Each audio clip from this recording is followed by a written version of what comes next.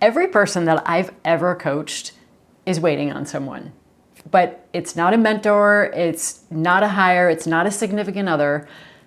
It's a future version of themselves. Somebody who's way more disciplined, calmer, focused, a better leader, somebody who's got their shit together.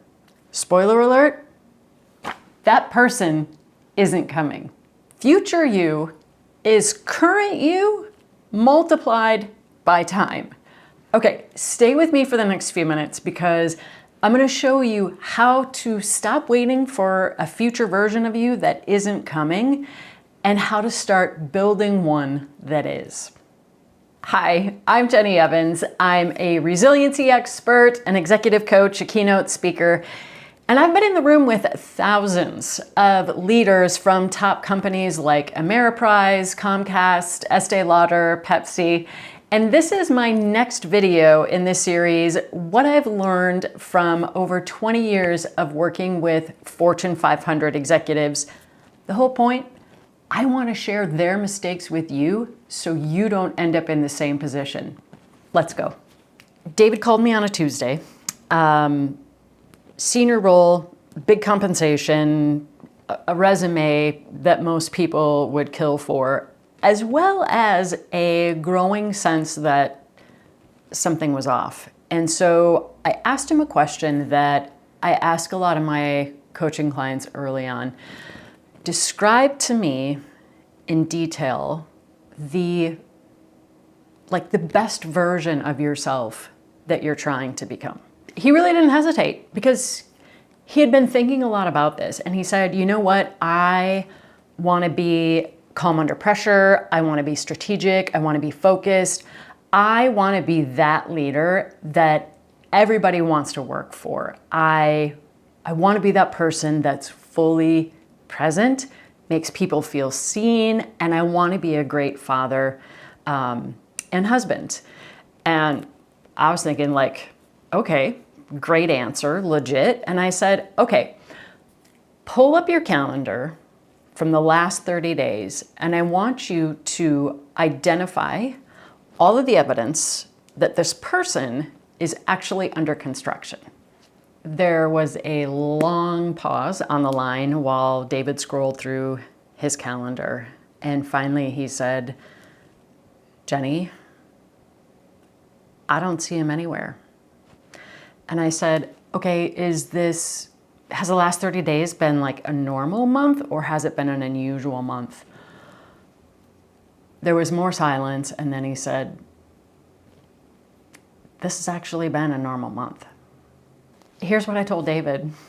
Future you is not coming. Future you is current you multiplied by time, okay? Future you is not some ultimate version of you that you're ultimately going to inherit. Future you is right now you with the same amount of time, the same amount of discipline, the same amount of focus, but with more time passing. So the 5-year from now version of you is really a consequence of all of your current habits multiplied by 5 years' time. If current you can't find 20 minutes a day to exercise, future you that's running a bigger business unit certainly isn't going to. If current you isn't having those conversations with your significant other, future you is not going to be having them on that anniversary trip.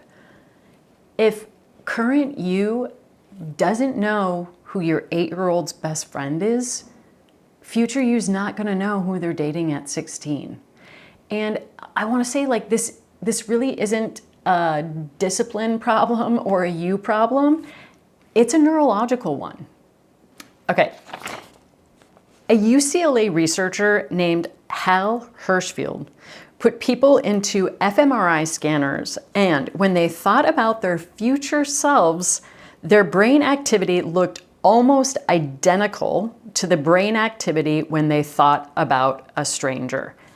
Not similar, almost identical. Your brain literally treats a future version of you like somebody completely else. Somebody that they don't know, somebody that they can't identify with, and somebody that they do not feel responsible for. Now here's the good news. To change the future version of yourself, you don't have to overhaul your entire life. You just need to change what you're doing this week.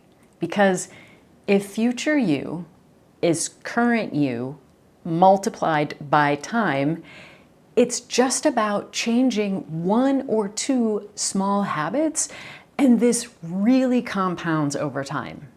A short list of what actually compounds: sleep, nutrition, movement, the quality of your closest relationships, how you talk to yourself.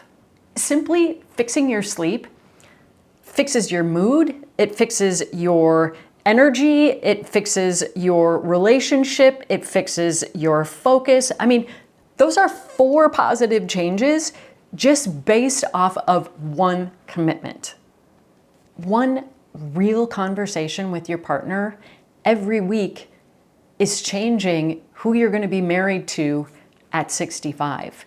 Leaving the office at 6 instead of 8 o'clock is going to make a big difference.